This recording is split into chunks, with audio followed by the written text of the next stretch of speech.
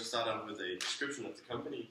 The Knuthenborg Safari Park is a public limited company owned and administered by Christopher Knuth. Knuthenborg has been there since 1681, where Christopher Knuth, one of the current owner's forefathers, established this.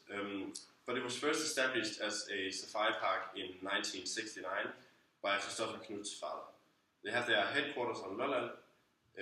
In 2012, they had a turnover of 36,853 Danish kroner, an equity capital of 7,656,000 Danish kroner, and a profit of 976,000 Danish kroner after taxes.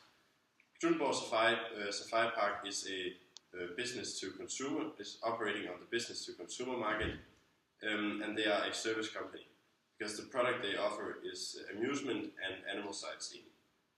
Their target group is families with children under the age of 12.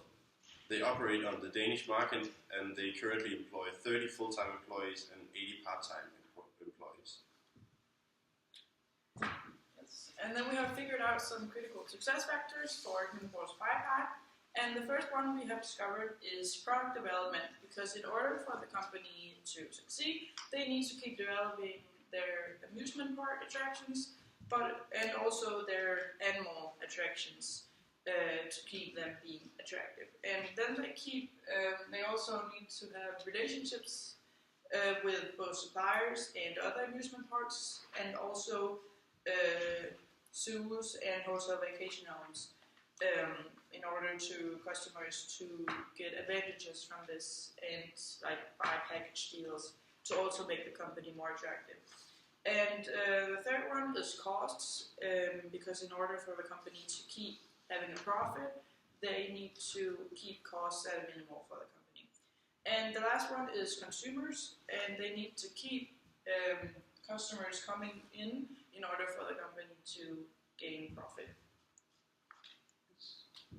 And then we have found some challenges for Knuthenborg Safari Park, and the first one is the interest for animal attraction has decreased, and we found this in the videos and also in our capital analysis. And many other attractions, for example Tivoli, gets capital from the state or private funds. This is also a challenge for Knuthenborg Safari Park since they don't get any funds or capital. Amusement parks are fast growing. This is also a challenge for and a weakness for Knuthenborg Safari Park since amusement parks are one of their largest competitors, which we saw in our analysis of identifying competitors. And people seek to YouTube to watch videos about animals. This is also a challenge because one of the largest sightseeing parts of Knuthenborg Safari Park is the animals. Expansion of the target group. We can see in our pestle analysis that the fertility rate has decreased, and this is bad because the main target group of Knuthenborg is families with children in the age of 12 and under. Not attractive location. Knuthenborg Safari Park is placed in an area where people are low income. An improvement of the marketing mix. You can see from our value chain in the marketing mix that they use 80% of their promotion on local television. Yes. And we've chosen to focus on challenge number 1 and 5. And the first challenge, that the interest for animal attractions has decreased. The first measure for this is to develop their product, to develop new amusement attractions. And the second measure is to pursue the diversification strategy by selling animals and buying new attractions, therefore entering a new market with new products. Yes, and the second challenge, the first measure is to pursue product development to attract another target group, and the second measure is to gain a broader target group by targeting the older population and having a focus on the botanical garden. Yes. And we have chosen the first measure in the first challenge, and we have chosen this because it matches our critical success factors: product and product development and consumers.